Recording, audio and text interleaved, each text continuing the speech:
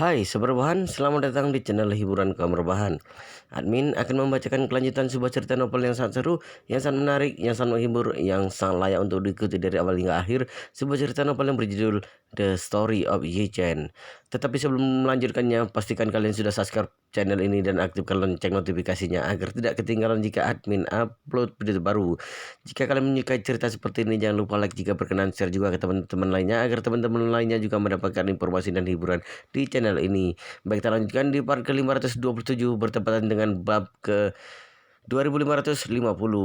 Ini adalah hal baik bagi Ye Chen karena jika hari ini tidak berawan, maka kemungkinan dia ingin terjun payung di siang hari hampir nol. Karena itulah dia yakin bisa turun payung lebih dekat dengan markas lawan. Ketika Pasili hitung sampai 3 terakhir, Ye Chen melangkah dan langsung menuju ke tepi pintu kabin. Pasili menjadi lebih gugup dan berteriak, 3, 2, 1, lompat.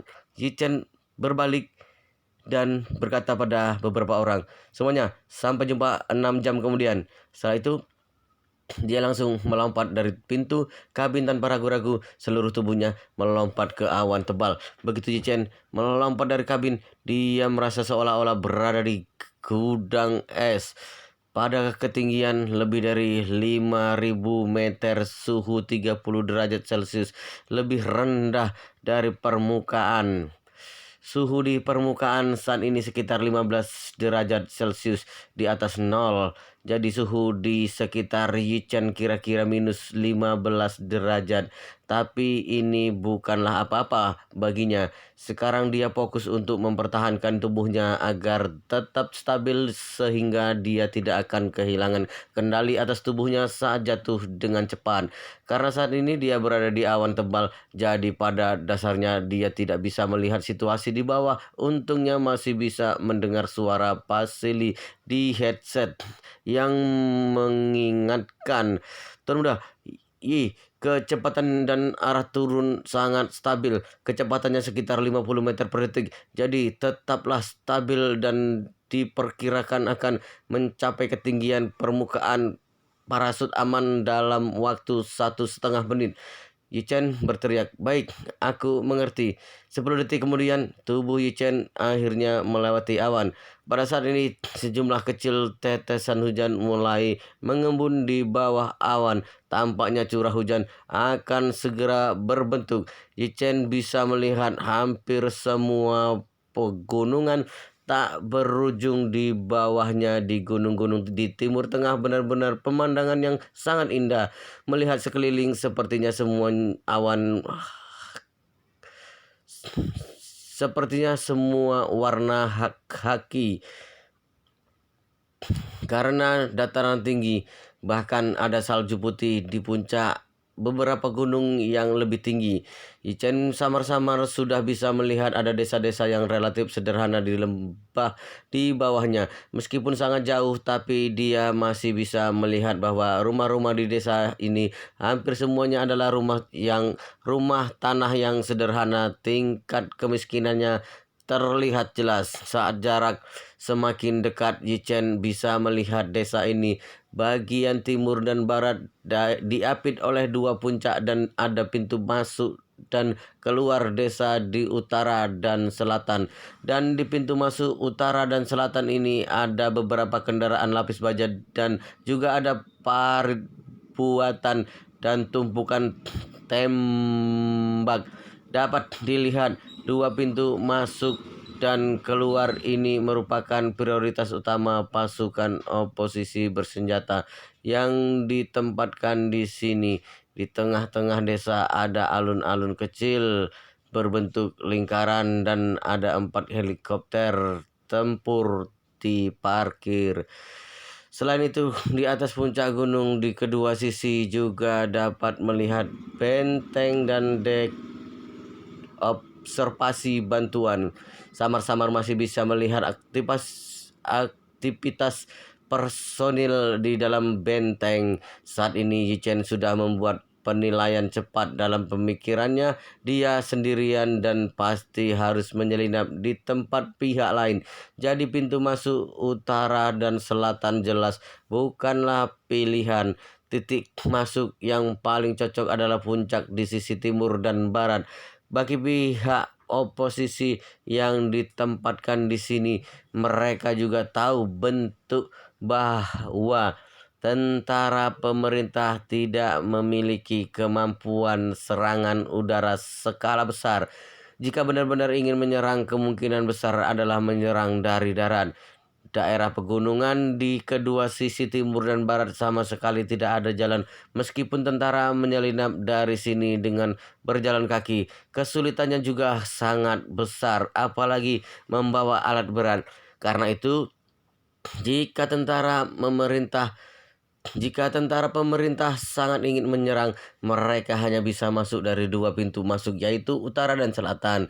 Karena itu, pertahanan oposisi di sisi timur dan barat relatif lemah. Pada dasarnya hanya dilengkapi dengan sejumlah kecil tentara, senapan mesin berat, dan rudal Stinger. Yichen sangat yakin tidak akan ketahuan jika menyelinap dari sini. Meskipun ketahuan juga tidak akan ada bahaya karena kemampuan pertahanan udara senapan mesin berat sangat lemah dan pada dasarnya parabola. Adapun rudal Stinger, meskipun benda ini sangat kuat, tapi hanya bisa mengincar pesawat dan tidak mungkin bisa mengincar orang hidup. Jadi di depan Yichen itu sama dengan barang tidak berguna. Pada saat ini terdengar suara Vasily dari headset Yichen.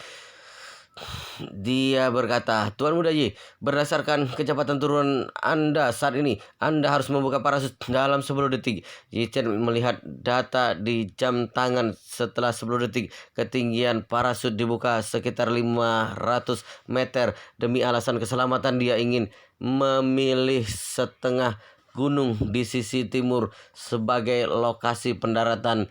Dengan begini dia bisa langsung menghindari posisi pertahanan puncak gunung. Jadi dia berkata, aku ingin membuka parasut di ketinggian 200 meter. 200 meter, Vasily berseru. Bukan parasut. Pada ketinggian ini jangankan Anda bisa mendarat di depan petar pertahanan puncak. Kecepatan turun Anda sendiri tidak akan punya cukup waktu untuk menyangga. Kekuatan tubuh saat mendarat hampir sama dengan melompat dari ketinggian 7 atau 8 lantai tanpa perlindungan apapun. Itu akan ada bahaya mengancam jiwa. Ketinggian 7 atau 8 lantai merupakan ketinggian yang mematikan bagi kebanyakan orang biasa. Tapi bagi Yichen itu bukanlah masalah besar. Satu-satunya hal yang dia khawatirkan adalah saat ketinggian semakin rendah. Pertama, dia akan turun ke ketinggian yang sejajar dengan puncak gunung. Dan yang paling penting adalah apakah akan ketahuan pihak lain pada ketinggian ini. Untuk memastikan tidak terjadi kesalahan apapun, dia memasukkan tangannya ke dalam saku dan merogoh jingleling di sakunya. Jingleling ini terbuat dari kayu petir di ribuan tahun yang diberi Song Wanting. Itu adalah produk terbaik dari kayu petir dan senjata terbaik milik Yichen. Meskipun dia sudah menggunakan jingleling ini berkali-kali dan sudah ada banyak retakan di permukaan, tapi untuk saat ini setidaknya masih bisa digunakan. Beberapa kali lagi, Yichen sebenarnya tidak terlalu suka menggunakan jingleling karena suara yang disebabkan oleh benda ini sangat besar, tapi kali ini dia masih berencana menggunakan jingleling untuk meningkatkan tingkat keberhasilan. Pada saat ini seluruh daerah gunung sunyi. Tempat ini sangat terpencil dan hampir tidak ada kendaraan di jalan. Orang-orang di bawah selain bisa mendengar angin dan rintik hujan.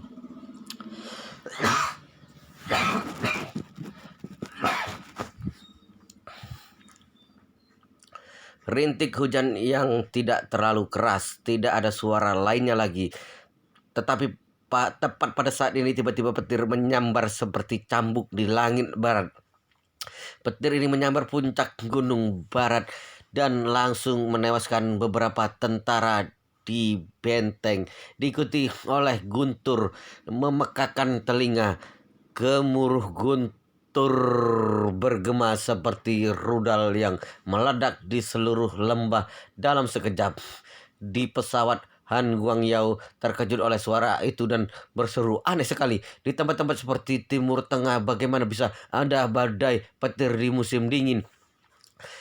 Pakar terjun payung Pasili karena persyaratan profesionalnya, dia juga seorang ahli meteorologi. Bahkan dia juga tampak bingung dan bergumam, ini tidak ilmiah. Aku secara khusus melihat peta cuaca satelit hari ini. Keadaan iklim hari ini tidak ada tanda-tanda pembentukan awan petir. Para awak pesawat juga tidak mengerti. Pilot di pesawat ini adalah pilot yang sangat berpengalaman. Sebagian besar pilot berpengalaman pasti seorang ahli meteorologi dan ahli meteorologi yang berpengetahuan luas. Mereka sangat paham tentang pembentukan berbagai iklim dan cuaca, pada dasarnya bisa melihat situasi dalam sekilas. Tapi tidak ada yang menyangka awan hujan musim dingin seperti ini, bahkan hujan sedang saja tidak mungkin. Bagaimana bisa tiba-tiba ada petir, ada badai petir? Hanya Chen Jika yang merasa jauh lebih tenang melihat mendengar suara keras ini. Dia tahu bahwa guntur ini pasti dibuat oleh Yi Chen. Tepat pada saat ini, semua tentara oposisi dan penduduk desa setempat, bahkan 8 sandera termasuk Heiji Q, juga dikejutkan oleh ledakan guntur yang meledak ini.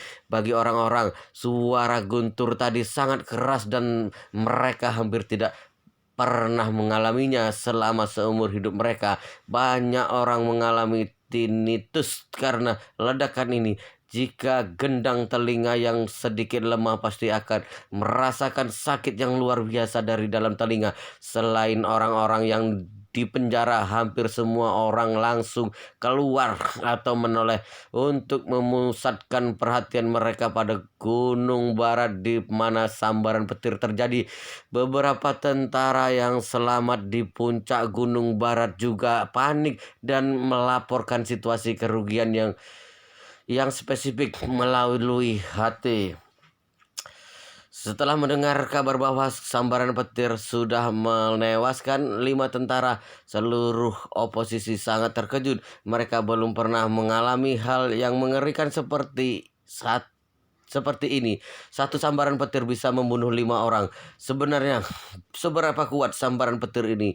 Sebagian besar tentara mengira ini adalah kemarahan para dewa. Banyak orang berlutut tanpa ragu, membungkuk ke arah Gunung Barat dan berdoa untuk pengampunan para dewa. Tidak seperti kebanyakan tentara yang tidak memiliki tingkat pendidikan. Pemimpin angkatan bersenjata oposisi ini adalah seorang yang memiliki tingkat pendidikan yang pernah belajar di akademi militer. Begitu mendengar kabar itu, dia segera menyadari alasan benteng di puncak Gunung Barat disambar petir itu pasti karena berada di dataran yang tinggi, yang lebih tinggi. Jadi timbul efek penangkal petir. Karena itu dia segera memerintahkan semua tentara di benteng puncak Gunung Timur bersembunyi di benteng untuk menghindari sambaran petir lagi. Hal ini semakin membantu Yi Chen. Setelah tentara di puncak Gunung Timur menerima kabar itu, semuanya langsung mundur ke dalam bunker di dalam benteng dan tidak berani keluar karena takut ada sambaran petir lagi. Saat para tentara di puncak Gunung Timur bersembunyi, sedangkan yang lainnya sedang menatap ke barat dengan kekuatan di langit kelabu, ada sosok yang tidak mencolok turun dari langit timur markas dengan kecepatan yang sangat cepat. Namun pada saat ini semua orang termasuk para tentara di puncak Gunung Timur sedang fokus ke arah barat. Jadi tidak ada yang menyadari sosok yang lewat ini. Dan sosok ini adalah Yi Chen yang melompat dari ketinggian lebih dari 5.000 meter. Kecepatan turun Yi Chen saat ini sangat cepat. Kecepatan turun melebihi 50 meter dalam 1 detik. Pasili di pesawat menatap data yang digunakan oleh laptop dan berkata dengan pucat, "Kecepatan turun Tuan Muda Ji terlalu cepat dan ketinggian dengan permukaan yang tersisa kurang dari 300 meter. Ini jauh dari batas minimum pembukaan parasut yang aman. Takutnya situasinya buruk." Sewaktu Han Guangyo mendengar ini, seluruh tubuhnya gemetar ketakutan dan berkata, "Cepat minta Tuan Muda membuka parasutnya sekarang." Pasili pun pulih kembali dan berteriak, Tuan Muda Ji, cepat buka parasut. Cepat buka parasutnya." Ketika berbicara, Yichen sudah melewati puncak gunung dengan kecepatan tinggi dan menuju ke arah lereng gunung. Dia tidak buru-buru untuk membuka parasut karena dia tahu sewaktu dia tidak membuka parasut, targetnya sangat kecil dan sulit dilihat dengan jelas dengan mata telanjang. Tapi begitu parasut dibuka, parasut besar akan terbuka dalam sekejap. Dengan begitu, target akan diperbesar belasan kali atau bahkan puluhan kali lipat sekaligus. Jadi dia harus memastikan waktu membuka parasut semakin rendah semakin baik. Dengan kata lain, dia berharap membuka parasut di ketinggian terendah, kemudian menggunakan waktu tercepat untuk mengurangi kecepatan turun ke ketinggian yang cukup aman baginya. Setelah itu segera menyelesaikan pendaratan dan segera membereskan parasut. Setelah mendarat, dengan begini dapat meminimalkan kemungkinan ketahuan. Saat melihat hanya tersisa 200 meter dari permukaan, Pasili menyadari kecepatan turun Yichen masih sangat cepat dan baru menyadari dia belum membuka parasutnya. Dia mau tidak mau berkata, "Tamatlah, ketinggian seperti ini pasti akan hancur berkeping-keping." Han Guangyao ketakutan setengah mati karena perkataannya. Dia awalnya sudah bersiap memberitahu Tuan Besar untuk menyiapkan uang tebusan untuk menyelamatkan Yichen, tapi dia tidak pernah menyangka tampaknya Yichen akan mati karena terjun payung. Jika dia benar-benar mati, dirinya pasti tidak bisa mengelak dari kesalahan. Tepat saat mereka berdua sangat panik, Yichen tiba-tiba membuka parasutnya. Parasut besar langsung dilepaskan dari atas parasut dan membuat tubuh Yichen yang jatuh dengan cepat mendadak ditarik ke belakang oleh kekuatan yang sangat besar. Tiba-tiba membuka parasut untuk melambat dengan kecepatan yang begitu cepat. Meskipun kebanyakan orang tidak pingsan, tapi setidaknya beberapa tulang rusuk juga akan patah karena kelembaman yang sangat besar.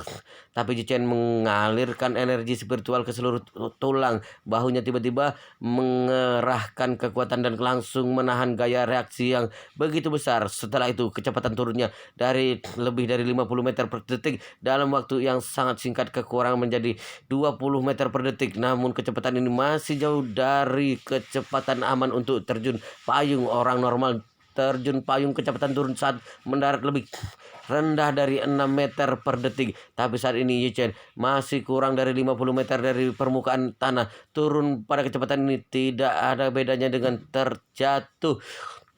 Untungnya saat sisa ketinggian 50 meter kecepatan turun masih menurun karena efek parasut.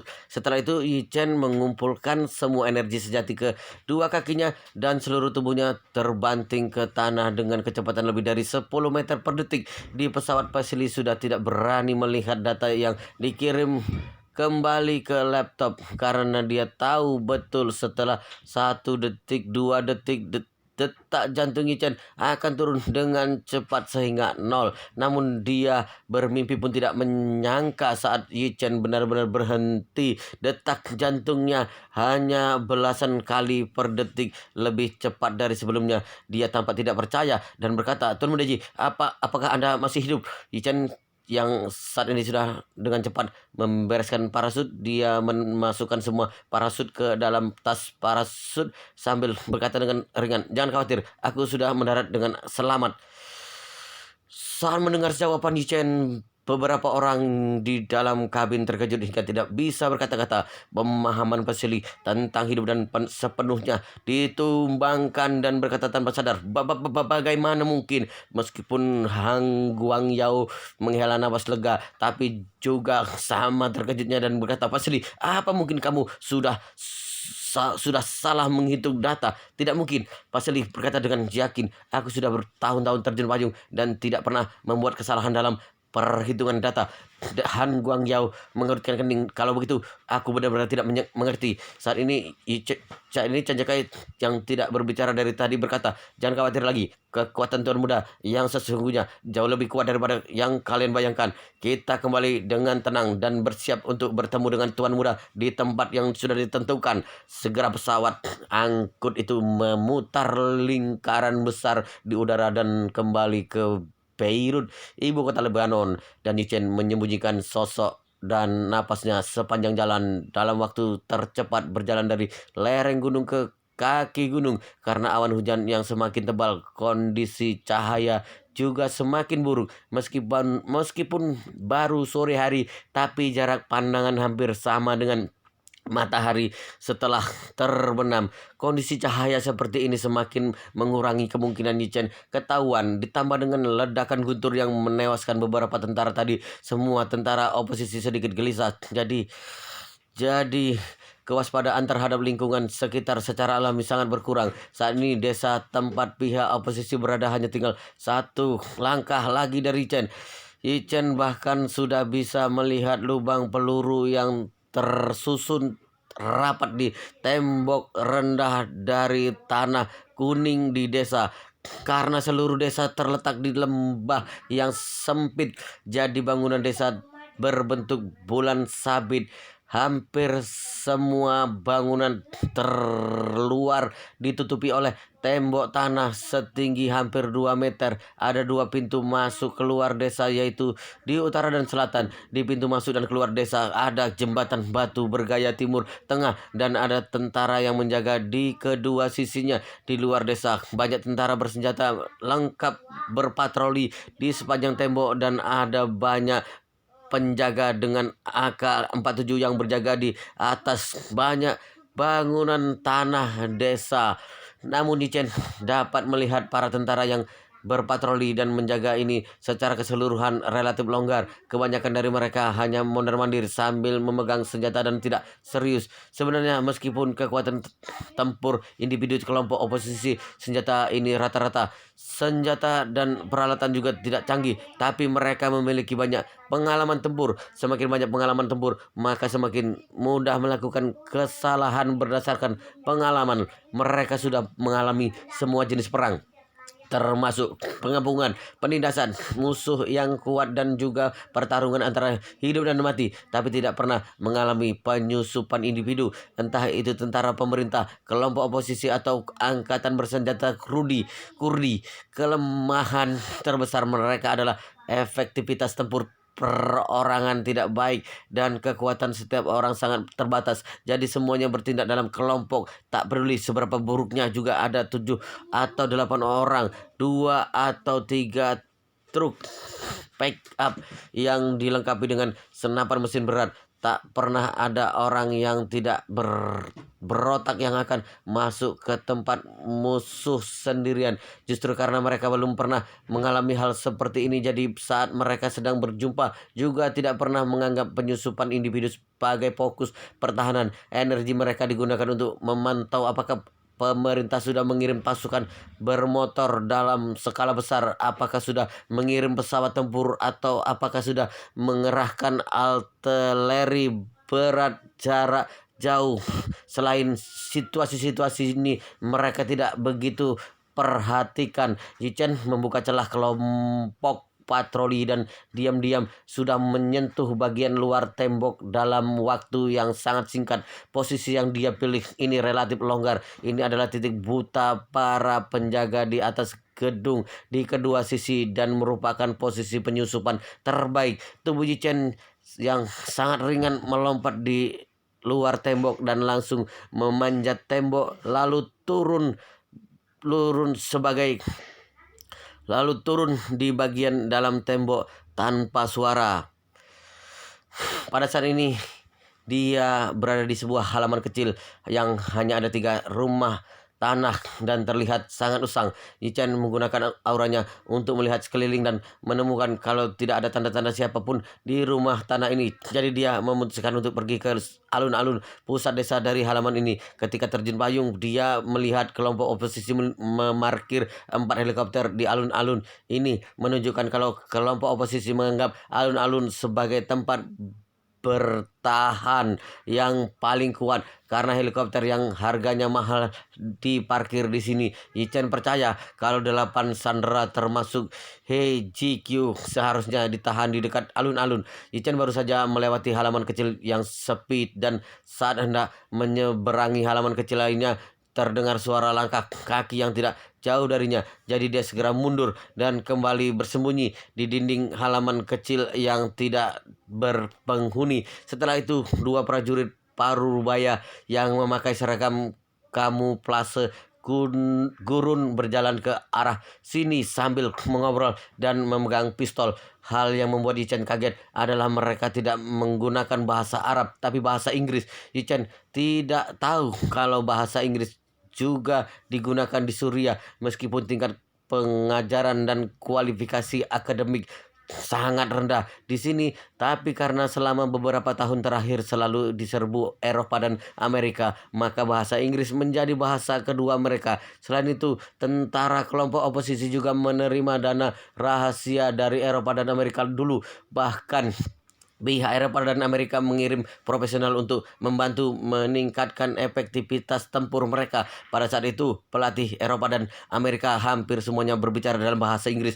Menteri pengajarannya juga dalam bahasa Inggris. Jadi seiring waktu, kemampuan bahasa Inggris prajurit Suriah dan tentara kelompok oposisi meningkat banyak. Jadi biasa saja kalau mereka bisa berbahasa Inggris. Saat ini salah satu di antaranya berkata kepada yang lain, orang-orang Bukit Barat berkata di walkie-talkie, kalau 5 orang tewas tersambar petir di gunung, 3 terluka, dan di antara 3 yang terluka itu masih ada 2 orang lagi yang terluka. Situasinya sangat buruk. Mereka meminta komandan mengirimkan helikopter untuk penyelamatan, tapi komandan tidak setuju. Orang satunya mengangkat bahu, melebarkan tangan dan berkata tanpa berdaya, "Komandan, tidak mungkin setuju. Kita kekurangan bahan bakar untuk penerbangan saat ini. Stok yang tersisa tidak dapat cukup untuk 4 helikopter terbang beberapa kali. Semuanya harus disimpan untuk menghadapi keadaan darurat.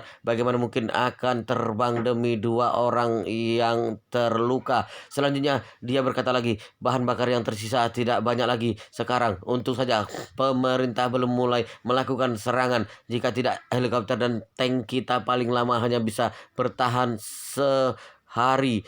Orang sebelumnya mengeluh, "Semua minyak di dunia ada di Timur Tengah, tapi kita malah kekurangan minyak sampai seperti ini. Ini benar-benar konyol." Orang satunya tertawa, "Kita hanya memiliki produksi minyak mentah yang tinggi, tapi kemampuan penyulingan minyak terlalu buruk. Kali ini komandan ingin meminta sedikit uang dari Amerika lalu memasukkan 1 set peralatan penyulingan minyak. Jika seperti itu, kita bisa menyuling minyak sendiri." Orang itu berkata, tidak tahu apakah pihak Amerika bersedia memberikan uang atau tidak. Di antara 8 orang itu, sepertinya tidak satu pun dari mereka yang memiliki kondisi keluarga yang sangat bagus.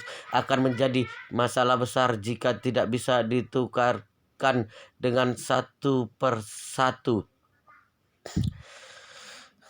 Satu peser pun tidak bisa ditukarkan dengan 1 peser pun. Orang satunya lagi berkata dengan acuh tak acuh, "Masalah besar apa? Bunuh saja semuanya." Setelah itu dia sengaja menekan suaranya. "Komandan mengatakan jika pihak Amerika tidak membayar uangnya hari ini, ke-8 orang Amerika itu akan dibunuh.